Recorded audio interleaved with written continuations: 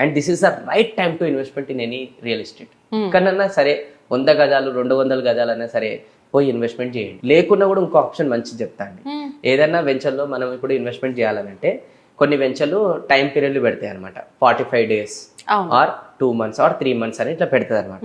ఇప్పుడు మనం పోయి టోకన్ అమౌంట్ అనేది అలాట్మెంట్ ఛార్జెస్ అనేది పోయి కట్టేసినాం అనుకోండి, 3 months మనకు టైం ఇచ్చారు, తీసుకోండి ఆ టైం తీసుకొని దాని తర్వాత 45 days లోపలనే ప్రైస్ అప్రిసియేషన్ కాబోతుంది. ఆ ప్రైస్ అప్రిసియేషన్ మీకు 10,000 గజం కొంటే అది కాస్త మీకు 12,000 15,000 అవుతుంది. అయ్యింది అనుకోండి, స్టేట్ అవే మీకు జస్ట్ బుకింగ్ అమౌంటే చేశారు, అప్రిసియేషన్ పెరిగిపోయింది. కానీ అప్రిసియేషన్ పెరిగిపోయినప్పుడు అప్రిసియేషన్ పెరిగిన దానికి ఛార్జ్ అడగరు వాళ్ళు, బుకింగ్ అమౌంట్ చేసినాం కాబట్టి అంతకే అవుతుంది. అంటే మనకి స్టేట్ అవే 15,000 ఆరు 2,000 నుంచి 5,000 మనకు ప్రాఫిట్ పొందుతున్నాం. ఒకవేళ మీకు అడ్జస్ట్మెంట్ కాలే 3 నెలల, మీరు ఏం చేయొచ్చు, ఎవరైనా ఫ్రెండ్స్ సర్కిల్లోనో ఇంకా వేరే సర్కిల్లోనో ఇప్పుడు మీరు 10,000కి బుకింగ్ అమౌంట్ చేసారు కదా, వాళ్ళకి అప్రిసియేషన్ పెరిగిన ప్రైస్ కే మీరు అక్కడ అమ్మేసేయచ్చు. ఆ డబ్బు అనేది మీకు ఏం పెట్టకుండా ప్రాఫిట్ కూడా పొంది.